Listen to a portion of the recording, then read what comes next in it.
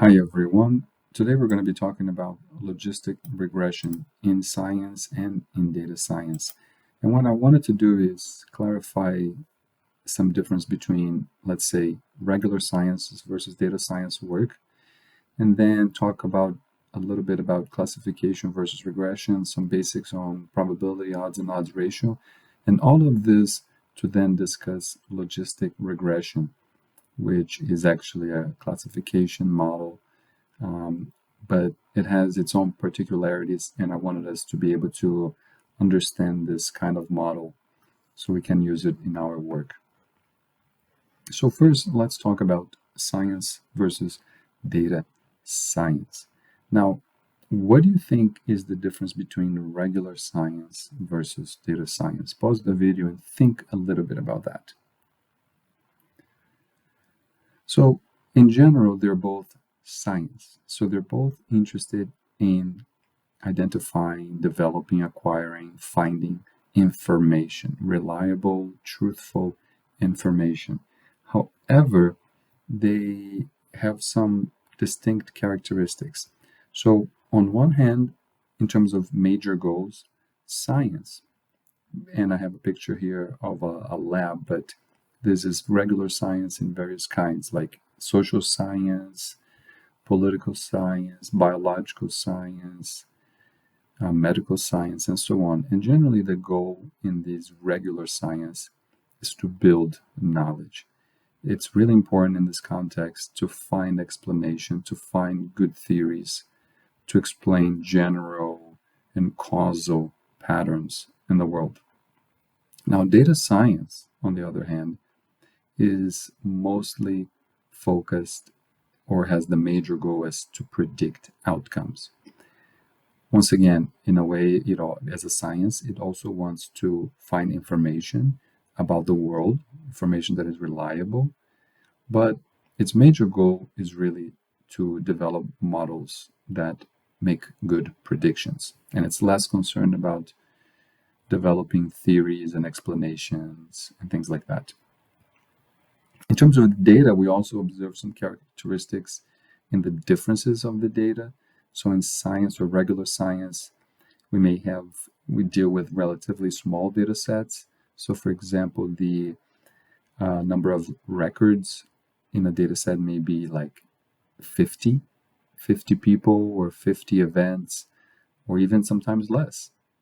In fact, even one sometimes is interesting enough as a case study in science, in regular science. And of course, sometimes you have 2,000 or 3,000, but these are relatively small data sets in relation to data science data sets. The data is difficult to obtain in the sense that often it may require convincing people to participate in a study, and it may have a very high cost.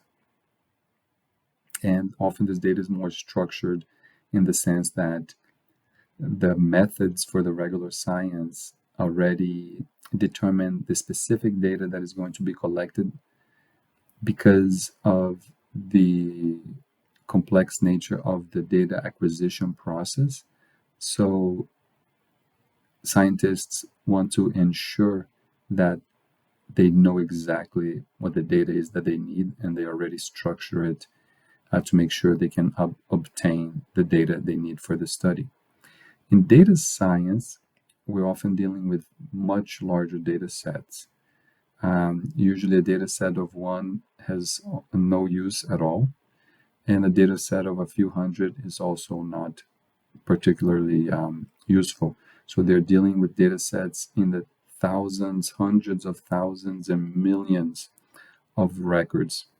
Also, the variables that they're dealing with, the attributes that they are collecting, can also be in the thousands, and I think even sometimes in the millions. So it's just a very different kind of data set. Now, these may be expensive to obtain, but often they work with existing infrastructure that already obtain data from various sources, such as, for example, Google. Google is collecting data on how people browse their website. So this data because of the Google infrastructure, they already are able to collect that data without much difficulty, except in maintaining the infrastructure that already collects that data. And then also the data may come from individuals accessing various different kinds of content, various different kinds, using different kinds of devices, and also moving across space. So for example, with the Google Maps, Google can obtain data of how people are driving on the roads. So different kinds of source, different kinds of data, but easier in a sense to obtain given the infrastructure that some of these companies have. And also the data may be more unstructured in the sense there's a lot of free text data or even voice data or data of people's patterns, commuting patterns, but it is structured too in the sense that the data are stored in digital files and there is some kind of structure that can be applied to them. But also sometimes they would deal with, example, with video data and things like that, sound data. So it's more unstructured in this sense. Methods, we also see differences in methods. So in regular science, we see very particular specific study design, whether it's a survey or a randomized controlled trial. The study design is very important.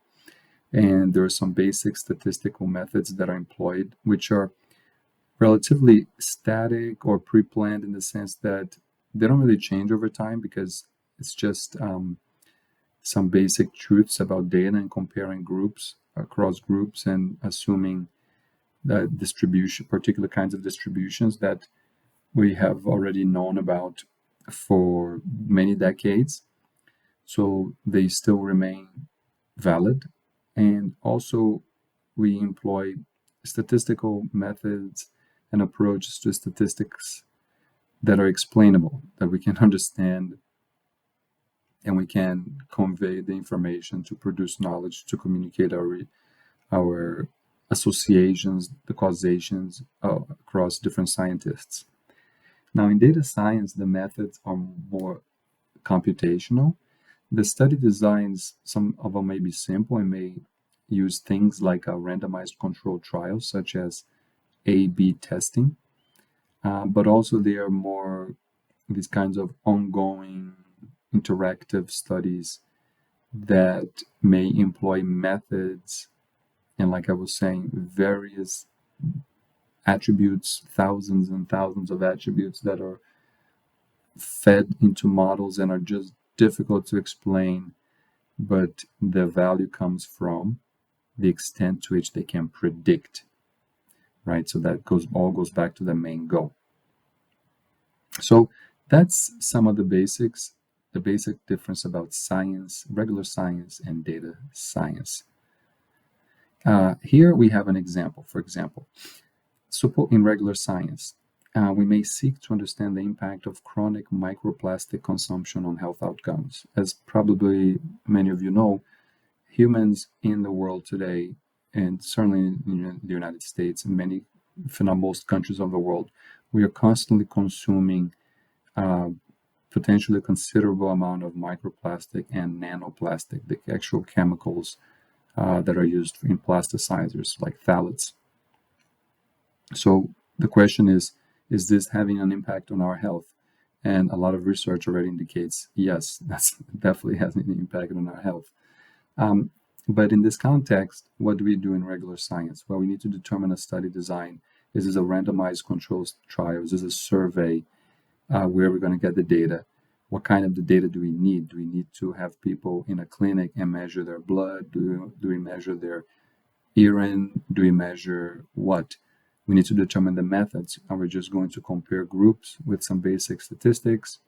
Notice that in the regular science, we don't use training data in test sets. We just use the data that we have because we're not trying to predict future outcomes with the model.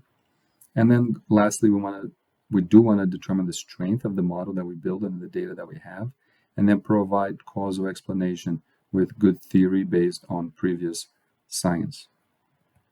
In the context of data science, For example, we may seek to predict which web pages will be used more often by the public. So maybe you have a site, you have multiple different kinds of web pages or maybe websites, and you want to know which ones are used more for the public, and potentially what features of the websites are associated with more use. And similarly, you still need to determine the study design, the data source, which groups are you going to compare, how are you going to measure the two groups, what kind of statistical methods are you going to use. In this case, you do want to have training test sets if you want to build a model, once again. So this kind of depends. If you want to build a model that is potentially predictive of future activities or events, then you have a training data set, test sets. And then you may want to determine the strength of the model results. How good was your model that you built, and how generalizable it is. So for example, do you want to constantly apply your model to different kinds of web pages to see how a new web page is going to predict how many people are going to show up to it? So those are some of the basic differences between regular science and data science. Next, we'll talk about classification and regression.